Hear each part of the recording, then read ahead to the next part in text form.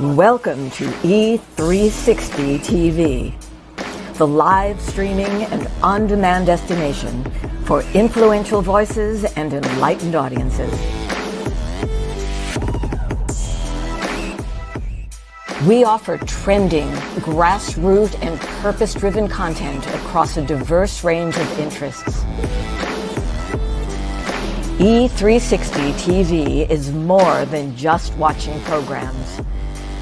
We offer the ability to interact with live shows connecting audiences to real, authentic influencers and storytellers while streaming to millions of devices.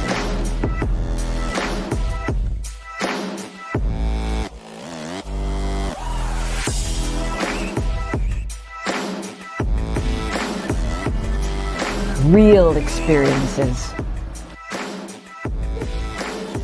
Raw conversations. One destination for it all.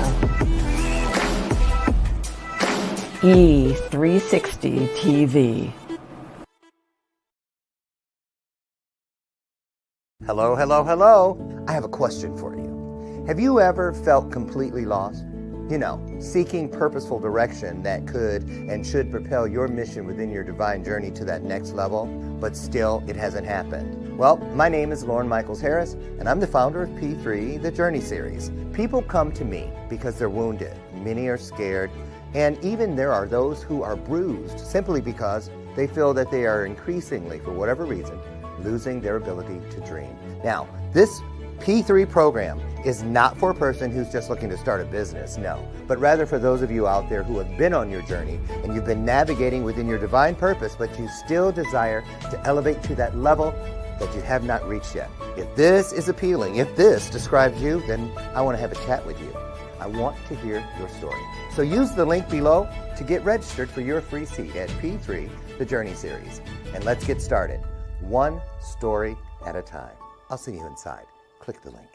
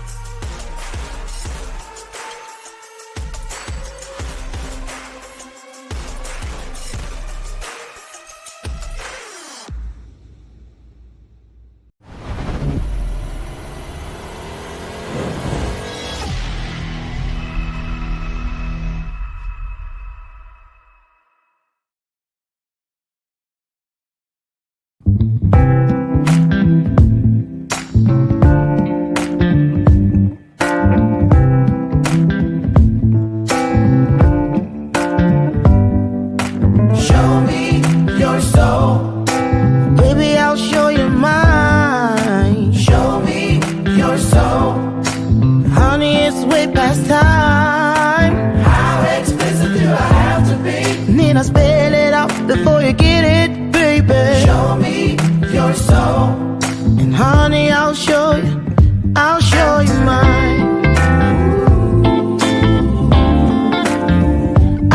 you mine.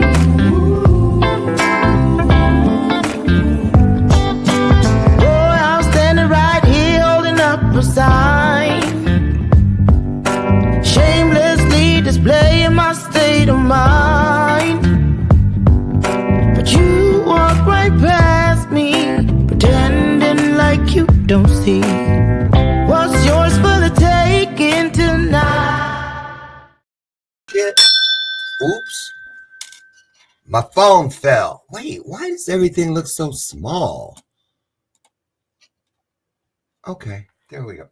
And this back here. Good morning, y'all. Good morning. Hold on. My phone fell somewhere back here. Uh-oh. Where in the world? You got, uh-oh. Oh, here it is. Got it. Good morning. Good morning. Good morning. Good morning. Everything that, are the cats back here playing? Lucy and Ethel are playing jokes on Papa this morning. No, seriously. Hold on, you guys. There's a problem.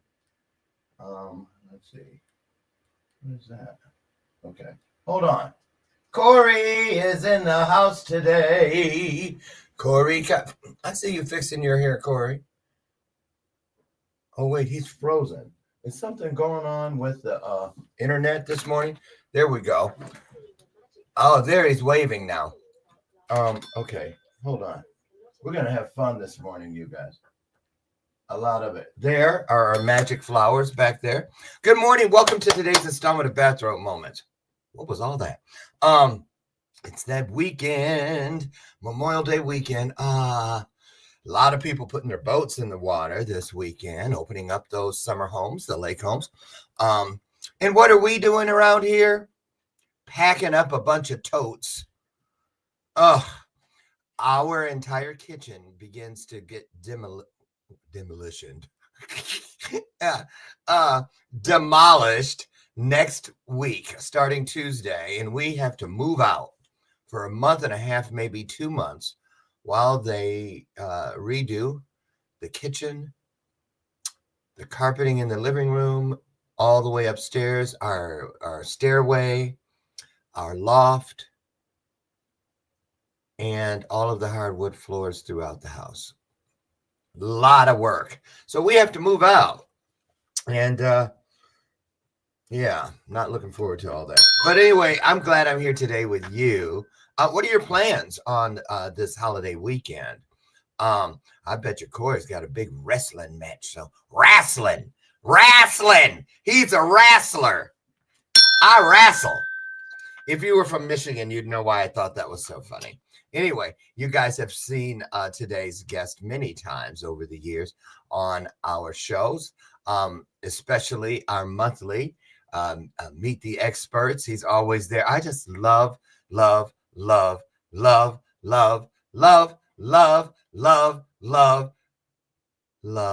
Cory Kastle. I do. I have from the beginning. He's like, look, I had 17 Stretch Armstrongs as a kid because I kept cutting them open to see how do they do it.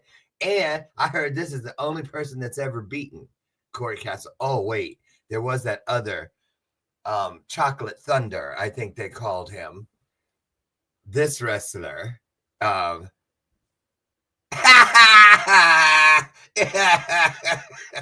on, Cory Kastle. I ain't scared of no Cory Kastle. Get him in here. I dare you. I pity the fool. There. Cory Kastle, professional wrestler. Great guy. Fiance. Has anyone seen my fiance? I think the dingo ate my baby. Anyway, get ready to laugh. Get ready to have a great time. He's coming down the hallway. Cory Kastle on the way.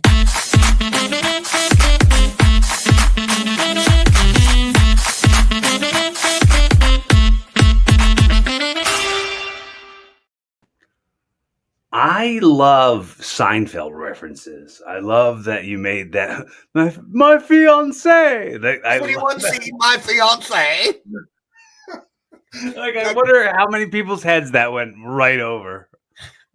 I don't know. I hope no one. It was one of the funny. I think that, and then what's her name goes, I think the dingo ate my baby. Right. I don't know where I don't remember where that came from in her head that she started saying that, but that's out of because in that movie where the woman thought the dingo ate her baby, she kept saying it over and over. Just like she was like, where's my fiance? Has anyone seen my fiance? She was so happy to have a fiance. Lord, well, you have a fiance. I feel like I'm more excited to call her my wife than I am to call her my fiance because I'm not. I don't know if I'm pronouncing it right. I mean, my French might not be very good. Pardon my French. Oh, that's right. You're good at the off the cuff little. Yeah, I got a comedy brain. I got one of those comedic brains. Well, hey. I just threw something in the trash where I was talking. Did I keep it?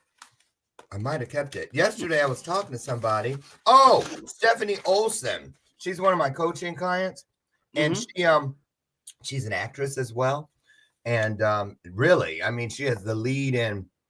This week she closes Mary Poppins, and she's the lead. And then next week she opens The Wizard of Oz as the Wicked Witch of the West. Whoa. So, and she runs on one of the top trafficking nonprofits in the country. I don't know how she finds time to do it all, but we were talking. She goes, "Listen, you got to find things that make you happy as you get older, and things to and I started thinking, you know." She goes, "Take an improv class, Dr. Lauren, or something like that, a comedy class." I said, "They have comedy classes?" Wait a minute. I can't stand when this thing. I'm trying to make I got too close. You're all fuzzy. I know I am. I don't like it. Yeah, it's like we're communicating through a time capsule. We're going.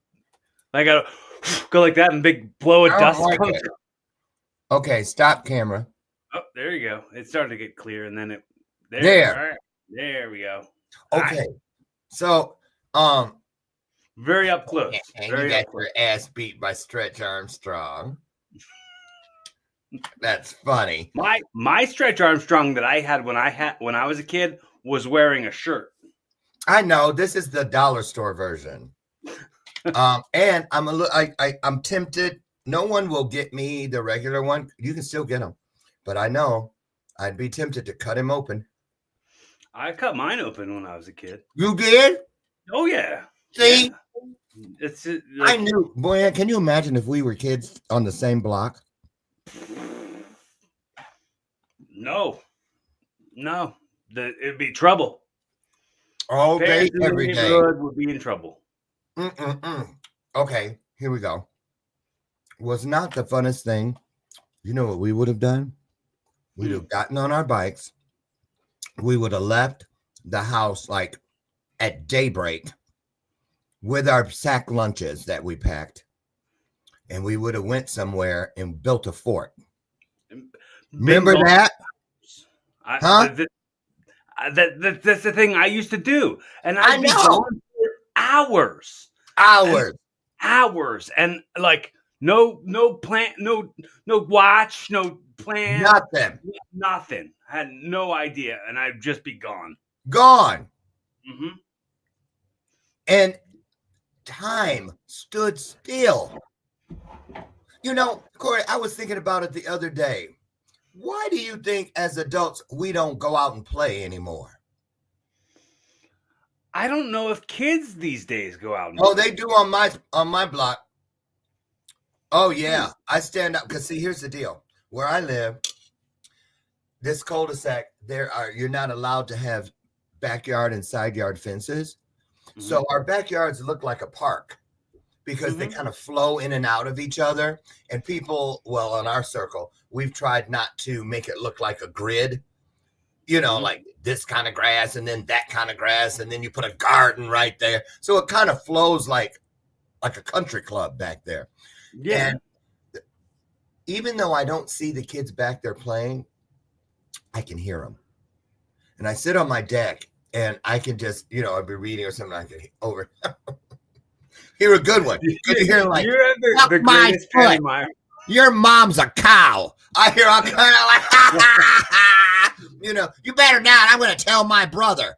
And I'm like, kids have not changed. Not where it counts. A lot of us think they have. Your pantomimes for reading is my favorite. I'm gonna use that. When you were like, I'll be sitting out there and I'll be reading, and you're like, oh, I'll be reading. I'll be sitting out there. You know, that's because everything I do is based in imagery. Yeah. Display. I want to introduce you to somebody real quick. Sure. I've been meaning to do this. You guys, hold on. I got to say his name right. I have a guy who works with my YouTube channel, MD. He's watching, and he is in MD. If you can, put it in the comments. I think Bangladesh. And this guy is so good. He shows up every day, and he's handling all of the things. You need to meet him because I'm one of the things we have today for you guys. A gift is this. We want you to head over to Cory Kastle's YouTube and subscribe. There is so many great videos over there from not just you would think because he's a professional well, yeah, I would say you're professional. I know you go, no, I'm not a professional wrestler. Well, I mean, the sport is called professional wrestling, so Right. So regardless of my profession level and like how professionally I get paid Because to do it, they got those places, the WW this and the EE that and or whatever. they're not interested in me for sure. I mean, well, we're not interested. If they were smart, you'd think they would be, but you know, that's fine. Why aren't they? Well, I mean, they could be. How do you know? 40. I'm 40, and I am a brain surgery survivor, so they probably don't want to touch me. You are? Yes. Having brain injuries. Yeah, I had what's called a craniotomy in 2011. So why? So I had. Hello, Mike. I was having these grand mal seizures. Grandma seizures. Yeah, they all had walkers. Everyone. Help! I'm sorry. It's okay. I'd rather it be a different having approach. Them grandma seizures. Wait a minute. Wait, that's just like the one. Wait, Grandpa, why do you have on a tuxedo and a top hat? Well, the doctor told me I was impotent. So that if I'm gonna be impotent, I'm gonna look impotent.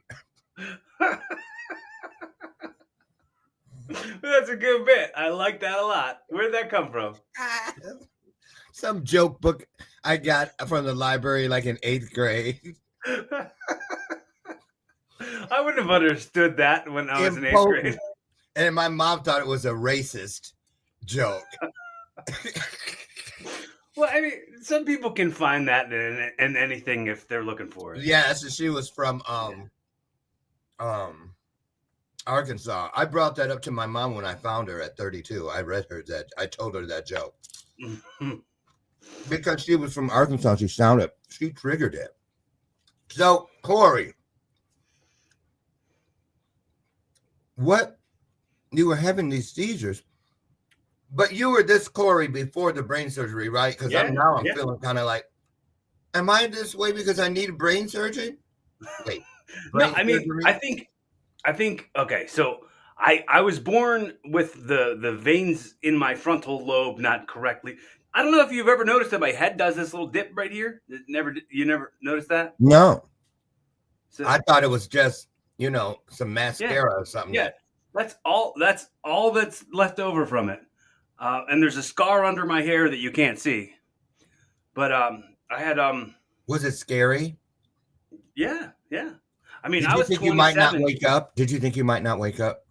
There's a suspicion in my head. Like, was there a chance, Cory, that something like you might not this, or you might lose your that? What was what were the side effects you were possibly dealing with? Well, okay, so I had what's called an AVM, an arterial venous malformation. So the veins in my brain. With the big words. The veins in my frontal lobe weren't formed correctly when I was in utero, right? So wait, is that town outside of Cleveland? in Utero, Ohio. Utero, Kansas. I was in Utero, Kansas. What a lovely town. I wish I had a bell. I would be hitting that right now. Bing! There you go. I told y'all. Can you imagine us on gummies? I mean, together, yeah. It would be a blast. I don't know if anybody else would want to be around us for very long. No.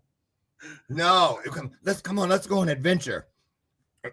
We'd be out looking at people's windows and stuff, sitting in their cars. Hey, did you know there's some Trident gum that's hard as a rock in your console? Anyway, so go on. Okay, go on. So wait a minute. Were you starting to get headaches or something? How'd you live with this thing all that time? Nothing. How'd you find out? I had a seizure while I was taking a shower. So I fell out of the shower and busted through the toilet. The shower curtain wrapped itself around my face, and I was suffocating, seizing on the toilet. Like I fell out of the shower. Okay, wait. I see you falling. I see the curtain wrapping around, and then what hit the toilet first? What part of your body? Back of my head hit the toilet. Oh, yeah. And then you got knocked out? No, I was seizing. Do you remember it happening? Because I don't remember any of it. No, I broke the toilet. I don't remember. But the funny thing is, and this is why I'm surprised that I never talked to you about it, because like I swear we've talked about divinity, and we've talked about like amazing timing. Like wow. It was a Thursday. I had a wrestling show in Reading, PA at the Reading Phillies like stadium. Mm-hmm. And usually on Thursdays at that time, I was 27. I was living at my mom's. On Thursday afternoons, my sister would be at school. My mom would be at work. Nobody was home. I'd go in the bathroom to take my shower, lock the door, turn my Bluetooth speaker on, loud as hell. I don't know why. Bathroom. I go in the kitchen to take mine. Yeah, what? I go in the bathroom to take my shower. Weirdo. I'm kidding. Okay, go ahead. So this particular Thursday, my mom and Jess were home, and I, for some reason, didn't turn the speaker on, didn't lock the door, and when that happened, they heard it. They came in and saved me. Called 911. They choppered me to. When the ambulance came, they took me to a hospital close to me, and they didn't know what it was. They choppered me to University of Pennsylvania. Then how'd they figured out on the back of a chopper?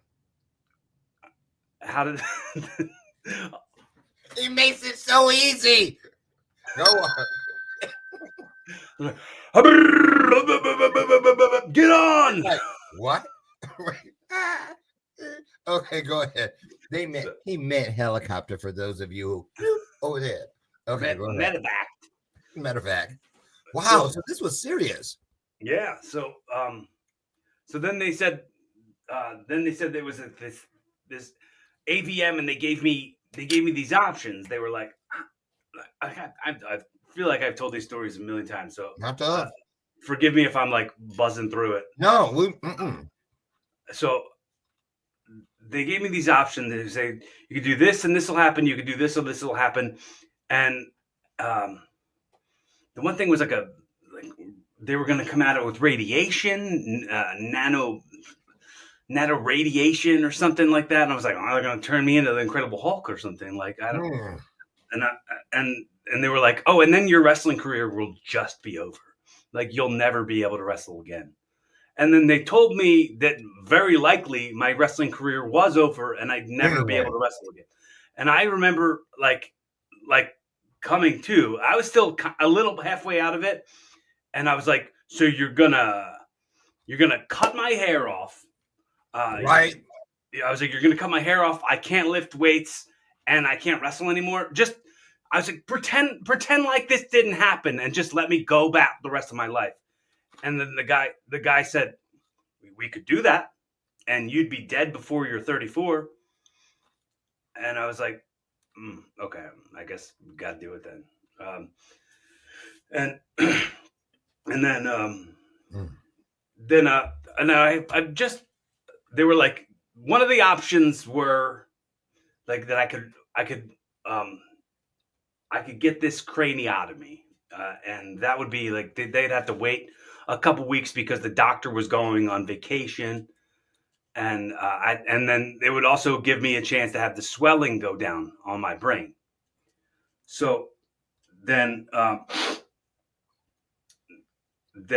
the oh dude okay. Are you being triggered? Uh, What are you doing? What are you thinking right now? it's some I stay so far out of this place in my head thinking about it. That, Well, you don't have to go there. So it's inspiring, like it really is. So I hope anybody gets any inspiration from it. Okay, So let good. me Keep going then. let me talk As long about as it. you feel comfortable. Right, I'm comfortable talking about it. Okay. So I did so I did the option for the craniotomy, and that gave me 3 weeks to like do research on it and find out about it. And I found out like all these people who had AVMs and different. You know the comedian TJ Miller. Yeah. He had the AVM. He had the craniotomy like the year before me. The football player. There was a football player. I can't even remember his name. He was on the Eagles. He had a seizure. Like the day before me, and he had the same thing. Like, so it's so You're rare. born with it? What's that? You're born with it. Yeah. And then it waits all those years before. Right. So because you didn't have seizures growing up, did you? Never. No. Never had seizures. Never nothing. Was that your first one? The one where you fell out of the shower? Yeah. Yes. Wow. So I had all like a whole bunch of the research that I was doing. I was getting scared in like seeing people say like my dad had this and he can't see anymore. You hear all he can't hear anymore. There's all this stuff. He died. Right. Exactly. Dude, anything they're cutting your head open. They're toying around in your brain. There's a error ratio. And I just kept thinking about, and I put myself in the mindset of like being an inspiration after this is over and coming back to wrestling and being the first one who's ever done it. Now, I just want to say this too, because I know how modest you are. What Cory is not telling you all is that after this surgery, he is now able to speak 43 foreign languages as a result. So we're going to start. Can you imagine though? What if you would have come out of this with some superpower? Well, yeah, that's called savant. Like that's a real thing that happens. Oops. There you go with your little fancy words again. Pardon my French, savant. Right. So let me ask you something. Did this affect your spiritualism at all? Did it help it grow? Did it test it? You know, it feels like this kind of thing feels like when you stick your finger through a balloon. You know what I mean? It's like, is it going to pop the balloon? Is it, how far can I stretch it? You know what I'm saying? Like, right. Yeah. Anything could happen in here. And what was it like the day of when you're getting ready and they're wheeling you down and you see those lights going by? You know what I'm saying? You're like the upper room. It was the weirdest because that was actually the next thing I was going to talk about, the day going into it. Good. Because when they admitted me, they asked me if I had packed enough stuff to be there for at least a month. And I said, what? A month? I was like, what? No, I didn't. And I said, why a month? And they were like, well, like we might have to teach you how to read and write and walk and talk all over again. And I was like, no, dude, I'll be out of here in a week. I'll be out. And you didn't know this when they said it? No, I didn't know any of that. I'd have been like, I'm rescheduling. Right. So then when they were taking me into the surgery, they wheeled me past my mom, my sister, and my uncle. We're all were all standing there saying, And were they going like this? My uncle was crying. Yeah, exactly. I was like, say hello to Whitney for me. I think that would have. What year did Whitney die? I don't know if she was still. But you're a horrible man for egging it on. I swear, this is not me. I'm gonna yes and everything you do. That's the comedic timing that I've got to commit to.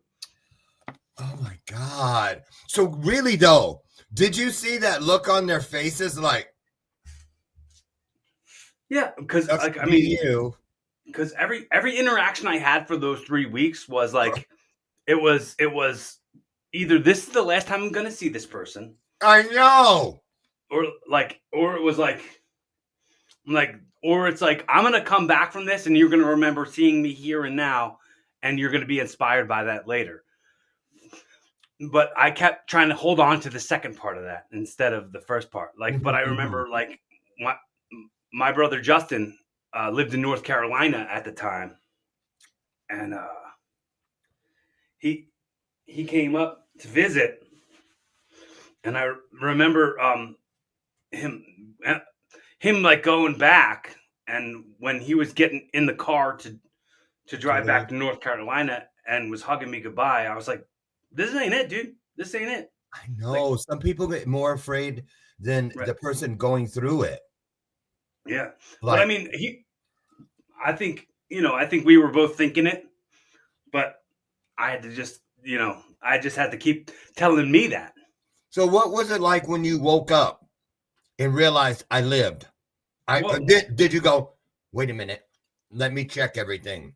Toes, can you move? Tongue, can you move? Can I see? I mean, when you're looking for things like, is everything still here?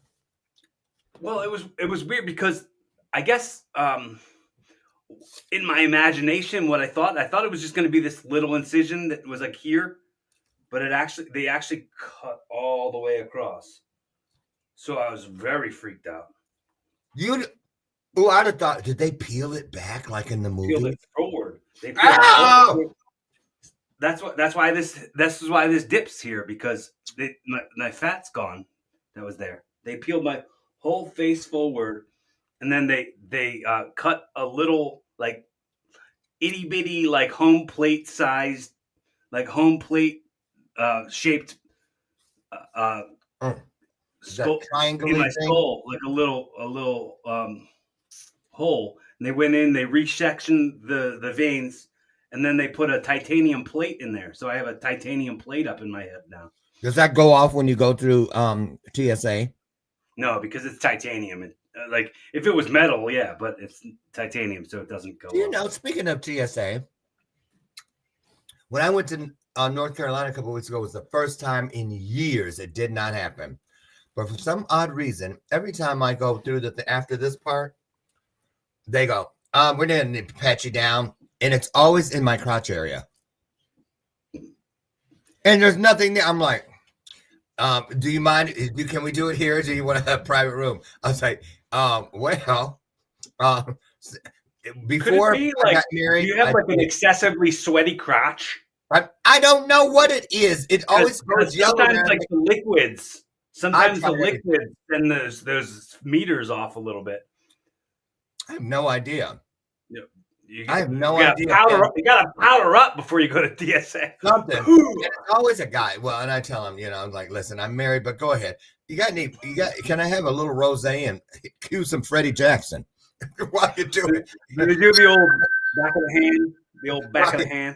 It's so funny. I'm like, oh, they hate that. Oh. Well, I see you know what you're doing. Anyway, okay. So you wake up. That's like a close call. In my book, that's almost like a near-death experience, and I love that mug. Give me that mug. Is that Ren and Stimpy? No, this is Stitch. I see that new guy that's on the movie. I'm old, y'all. Milo and Stitch. Lilo and Stitch. Yes. See, how do you know? What are you doing? I mean, it was a movie 20 years ago. Oh, it's that old? Yeah, And they're it was still an coming out with them? animated Disney movie that was like 20 years ago, and then they just remade it as a live action. Are you going to go see it? Yes, of course. Probably.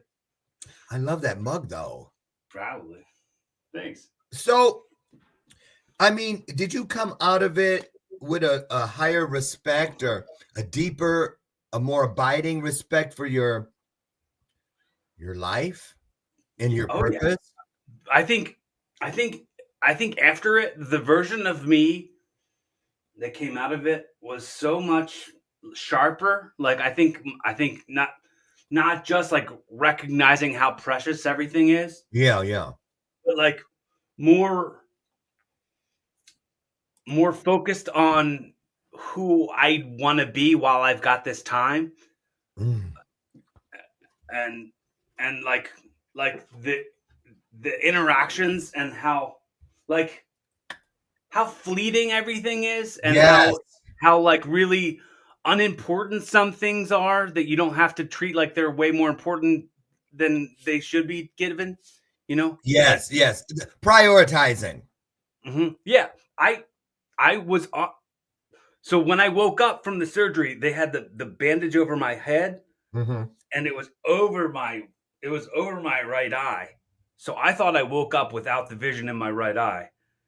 I thought that my vision in my right eye was gone completely, and I woke up and I was like, I can't see out of my right eye. And then my aunt was like, Baby. now can you? And I was like, Baby, yeah. It's covered. Yeah. I mean, but how would you know? Right. Yeah. So then I kept doing it. I had like IVs and stuff in my arms. And for some reason, like I was on this anesthesia, and for some reason I just kept holding my arms up in the air like this, and I couldn't put them down. Like, and my aunt kept pushing my arms down, like, it's okay, relax. And I was like, no, and I kept putting my arms up. I wonder what that was. I don't know, but I kept doing it. Then I remember saying, like when I come back to wrestling, like I was already thinking about coming back to wrestling, and I was already thinking about like, because I was like, all right, I'm not going to do matches I don't want to do. I'm not going to work against opponents that I don't know. I'm not going to take all these. I'm not going to take these unnecessary chances.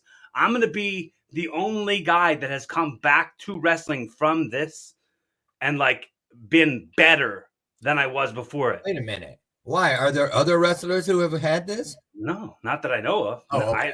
I don't know. But I mean, like, I'm a history maker. You know what I mean? Speaking of history, Cory Kastle. Our first look at Cory Kastle here on Atlantic All-Star Wrestling. Send him up a double suplex.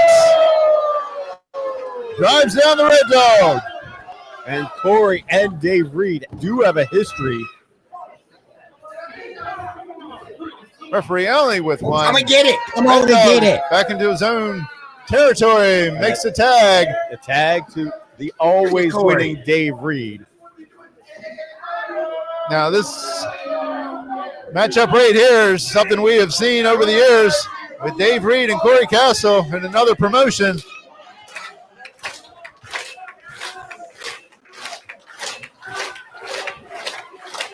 And the crowd is firmly behind the newcomer in Atlantic All-Star Wrestling, Cory Kastle. These two hook it up.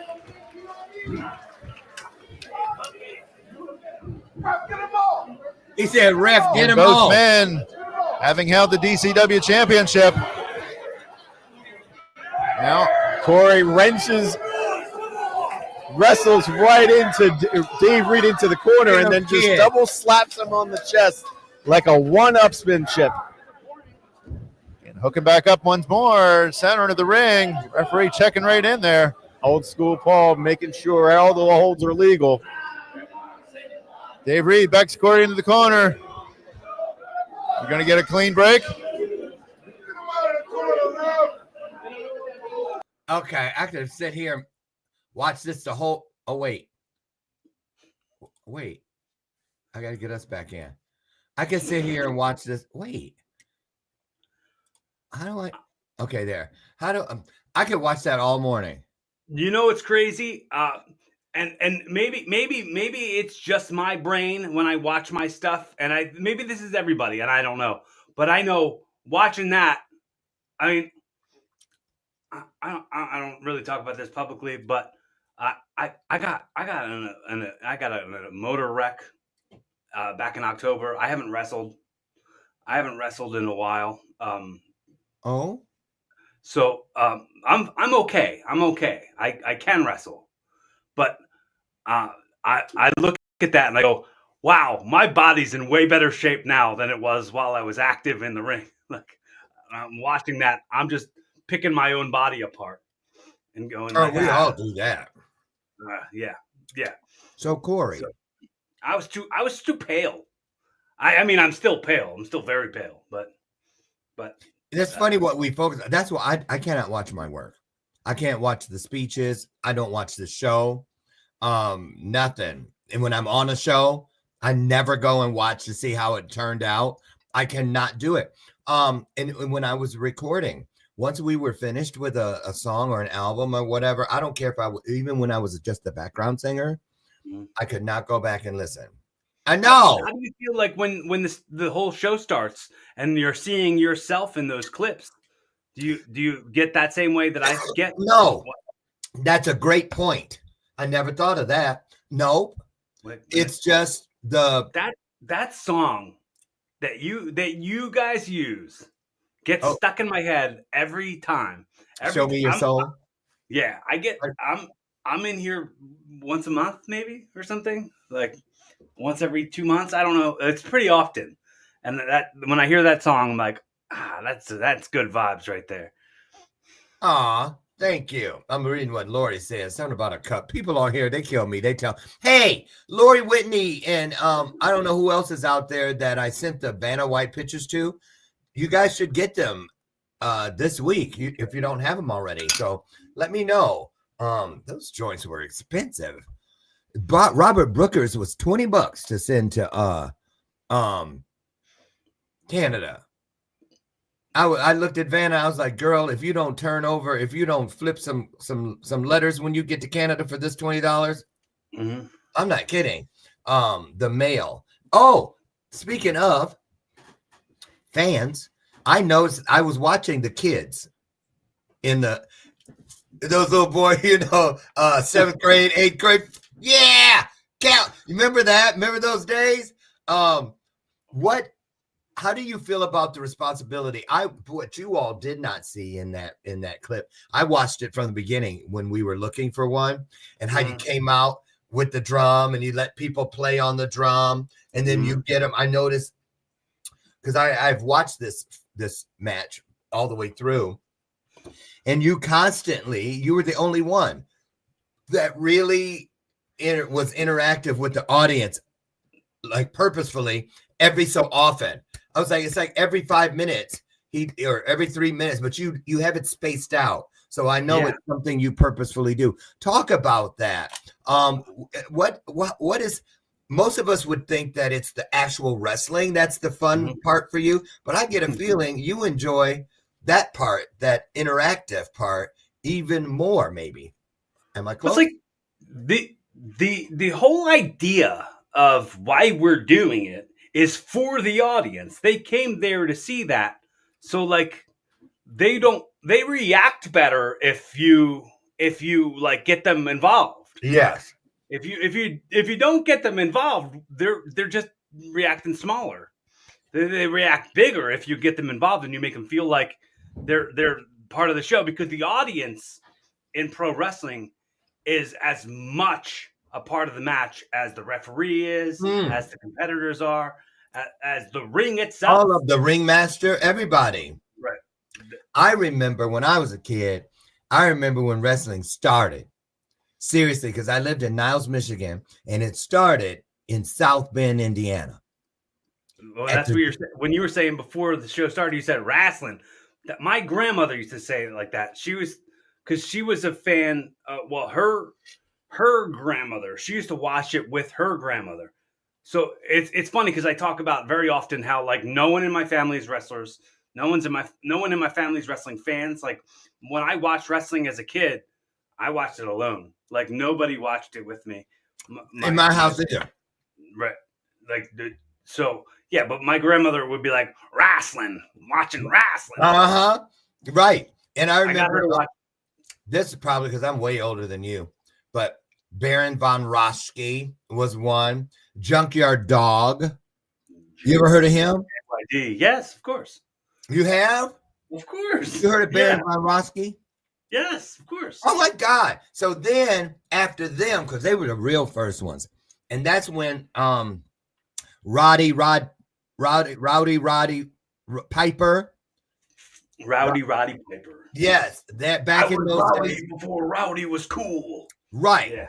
And then it blew up. And then you had your Hulk Hogan's and your Step Into a Slim Jim.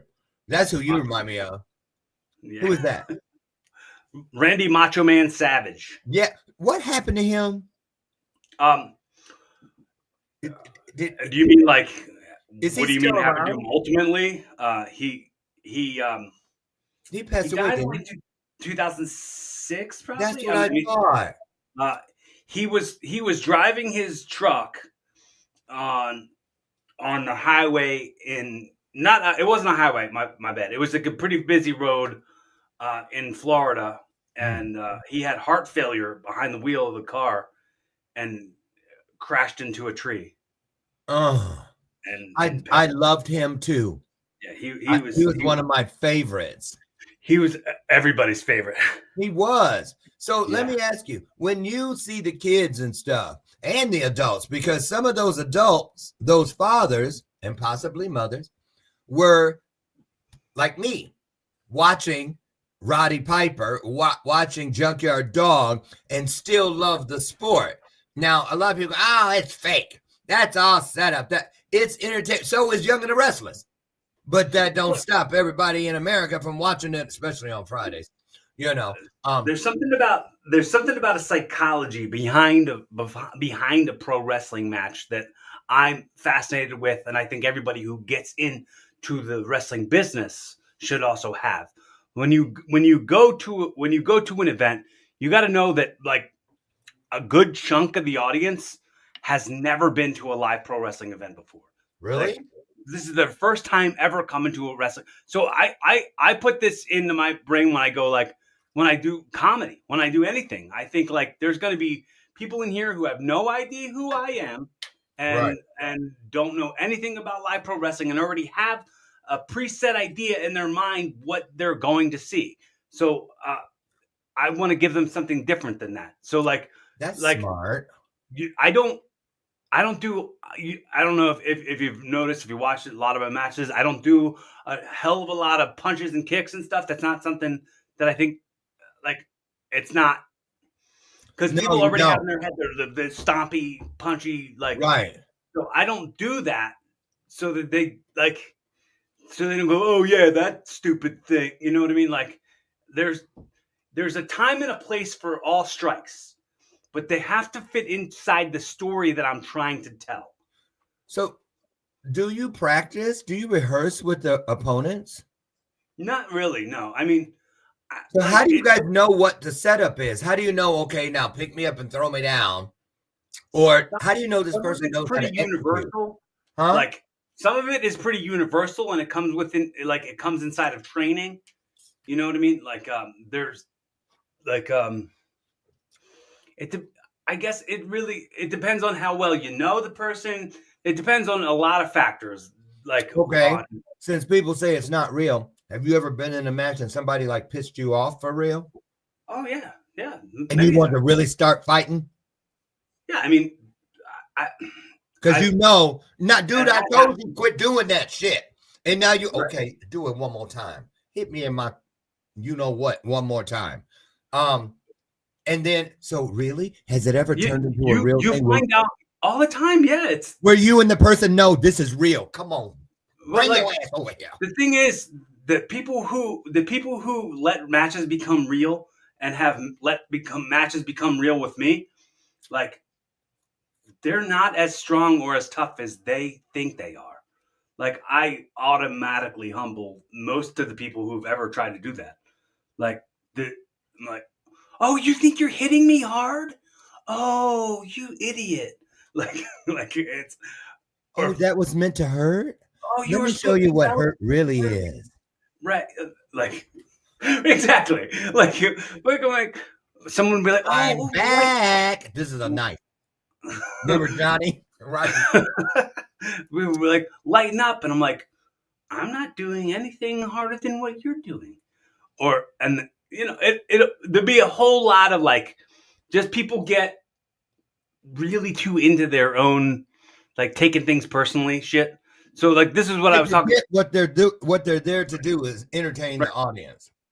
Tell Right. a story. Like, this is a work, bro. Like we're doing this work together, and if you're not going to do the work, I'll make you work. What about a ref that isn't making the calls? Does that happen? I mean, or are they usually pretty damn serious? I heard that they take their jobs very seriously for the most part. The good ones do. I mean, they're rare. They're very rare. It's like that's a shame. It's not that they're bad. It's just that they're not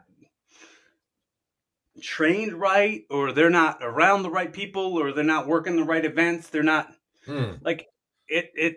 All of it really depends on a whole lot of things. What about the kids? Let's wrap up with this part.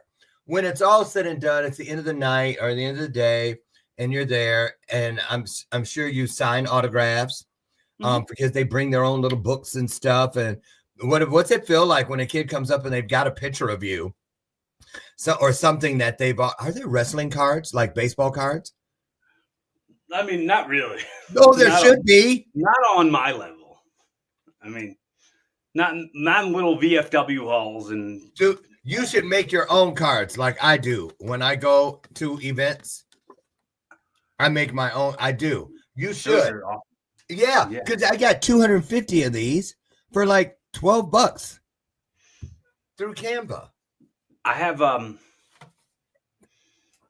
8x10s. I have 8x10s that I'll sell at the merchandise table and stuff. So you have an 8x10 of you as a wrestler? Yeah. I want one. Okay. To go with Eddie Munster and Mike TV back there. Okay.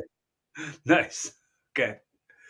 All right. I'll text you my address. Okay. It won't be $20 like to send to Robert Brooker. Don't send him one.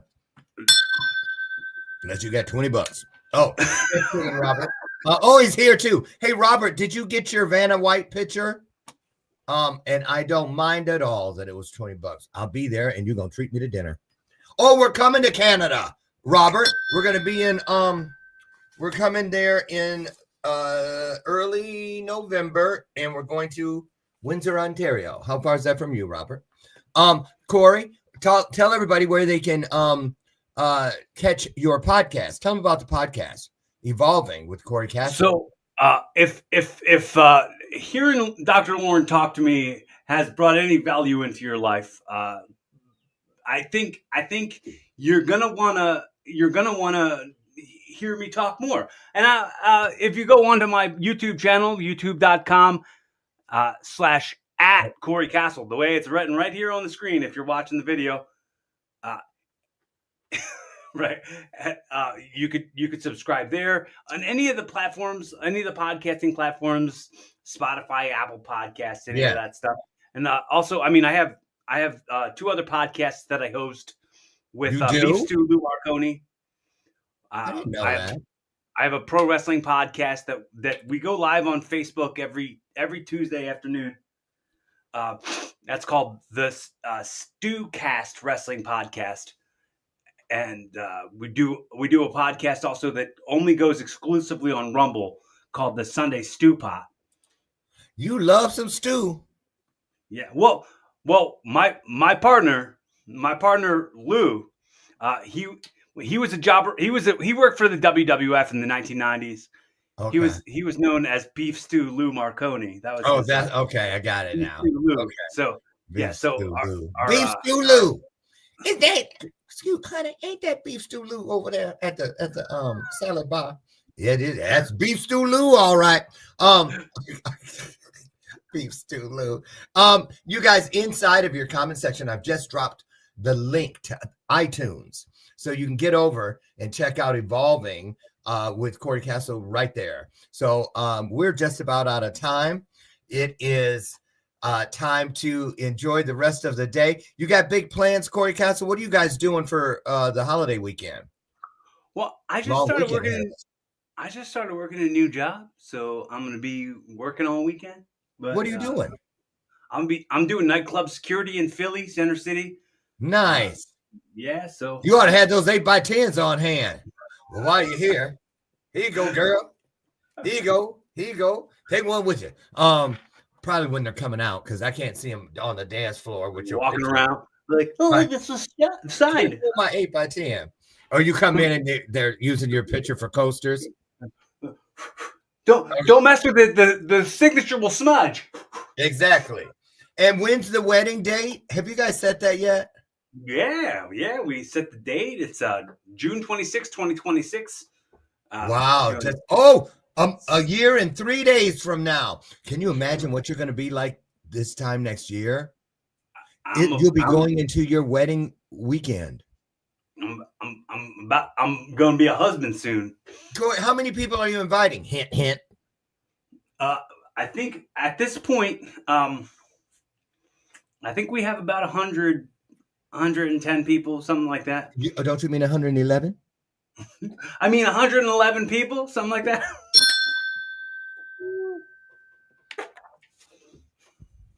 Don't forget, he really exists, and he could come to a ring near you. What is it like? It looks like an apron. Excuse me. Is it a thorn? Well, that's his wrestling, whatever. And he's wearing a bow tie because he's Chocolate Thunder. Look at those pecs. Yeah, that's right. Wait. What are these? What's that belly roll? What's that down there in the mid? Look above the trunk. Abs, man. Those are abs, dude. Oh, okay, yeah. Can tell. I wonder why I didn't recognize those. Maybe because I ain't got none yet. But I'm doing those 100 sit-ups every day. So, yeah. Did you see I posted the other day? I'll take one 8-pack to go. I had an 8-pack 10 years ago, and I'm going to get it back. Muscle memory's a bitch.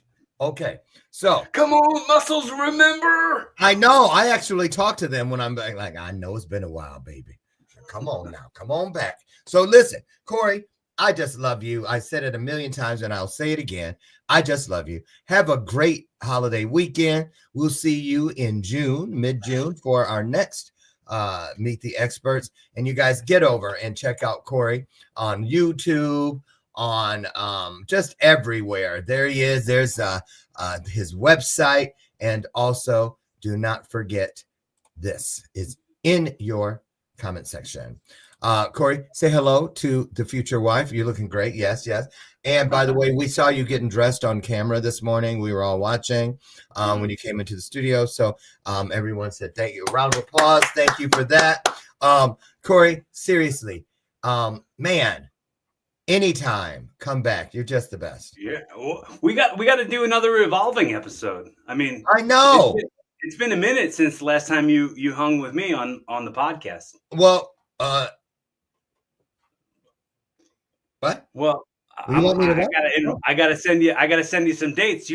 I don't have one of those fancy calendar things like you've got. Oh, well, you keep going. You'll get there. Keep your eye on the prize, man. You got it. Listen, you let me know. I'll definitely come back. I can't wait. Yeah. Send me some dates today. Okay. Yeah. All right. Yeah. Cool. Listen, get out of here. Have your best day. Have the best weekend.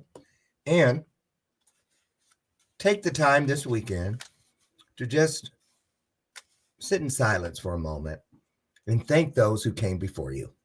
Whoever they are, whatever they did, take time and remember. Have a great Memorial Day weekend. I'll see you. Monday is a rerun. I'll be out of town. I'll see you Tuesday. God bless you. Cory, thank you. I love you. Not a damn thing you can do about it. Now don't let the screen door slam. Cory, I don't want it to end. We need a play date. Yeah, let's work on that. Okay, I love you, man. You guys, See ya. I love you too. Have a great one. Bye-bye. Thank you for sharing your day. Bye.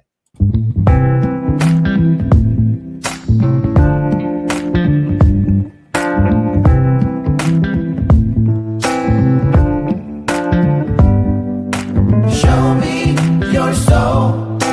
Baby, I'll show you mine. Show me your soul. Honey, it's way past time. How explicit do I have to be? Need I spell it out before you get it, baby? Show me your soul. And honey, I'll show you mine. I'll show you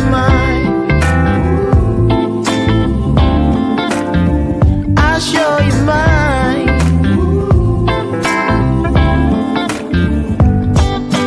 Boy, I'm standing right here holding up a sign,